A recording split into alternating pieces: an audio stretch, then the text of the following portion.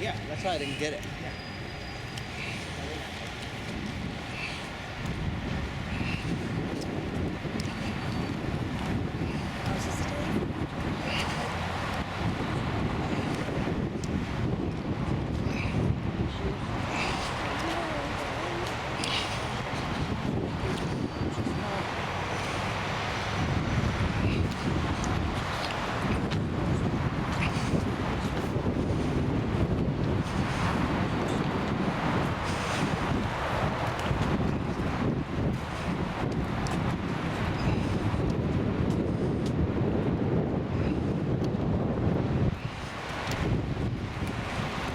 Alright, I welcome you to the Palantine Hill. It's one of the most important archaeological sites here in Rome.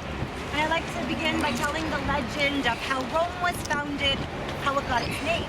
It began with a woman named Rhea Silvia, and she was living in an ancient village of the Tiber River. She was a member of the cult called the Vestal Virgins, and she became pregnant. If you can tell anything by the name of this cult, you can tell that being pregnant was absolutely not allowed. But she did something very smart. She said that she was impregnated by the god Mars.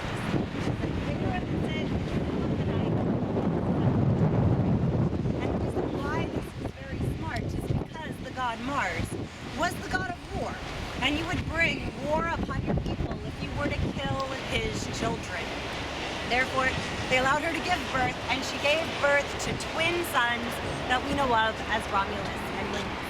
And because she was a member of this cult, they did make her give the babies up.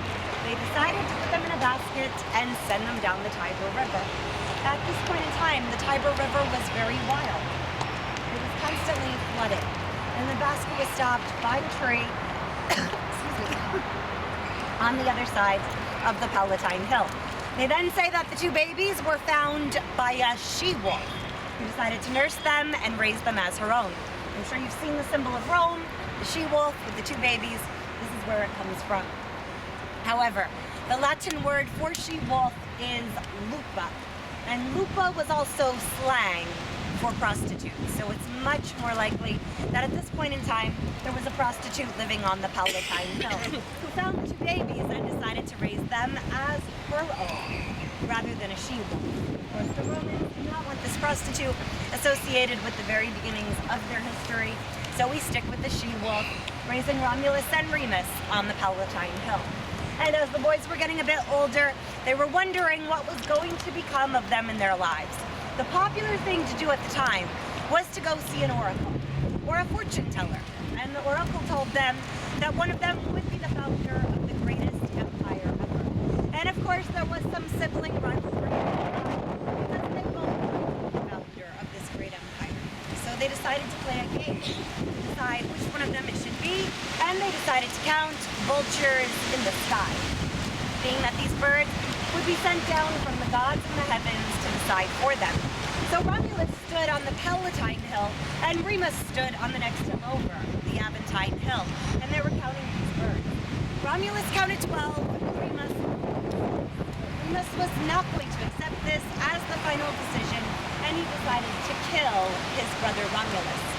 Well, in self-defense, Romulus killed Remus, and he founded the city of Rome on top of the Palantine Hill, naming it after himself. We get Rome from Romulus. And they even say that this event took place on April 21st in 753 BC. And they do celebrate this event every year as Rome's birthday. As well, archaeologists have found evidence of civilization on the Palantine Hill that does date back to the 8th century. So we have Romulus, and he was the first of 7 kings of Rome. After the time of the kings, there was a period called the Republic, where there would have been 2 or 3 consuls ruling together with the Senate. The Republic lasted almost 500 years. It ended with Julius Caesar, who declared himself a dictator for life. The Senate did not appreciate this and stabbed him to death. And then after 17 years of civil war, Augustus rose to become an emperor, beginning the empire at the end of the 1st century BC. And Augustus decided to build a modest palace on this hill. His idea was to live closest to where the founder of Rome had lived. And we get the word palace from Palantine. And each successive emperor would move into the palace, expanding upon it. They were expanding the palace so much that it was outgrowing the hill. So they needed to keep expanding the hill so they could then keep expanding the palace. And they did this so much that even today, the Palantine Hill is more brick than it is actual earth. And as we're walking around the archaeological area today, we will see a lot of brick which would not have been visible in the ancient times. The ancient Romans were trying to simulate what ancient Greece was like. In ancient Greece, all of the buildings, the temples, the monuments, they were all made from solid marble. But it was too expensive for the Romans to get all of that solid marble here to Rome. So the Romans did brick foundations that they would then face with a marble veneer. So it did look like a solid marble building from the exterior.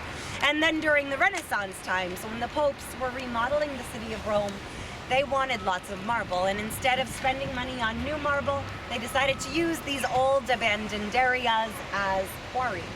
So if you'd like to see some more of the marble and sculptures that used to decorate these areas, you can still see it today, but now it's in the Vatican City and in the various churches around this city.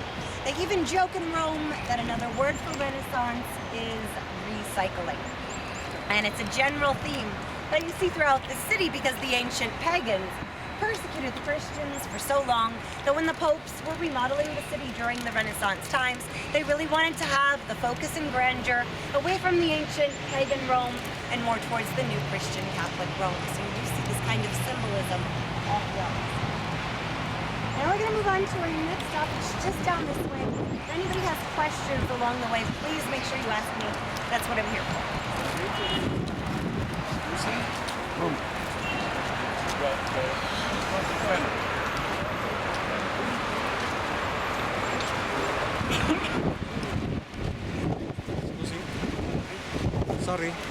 Sorry.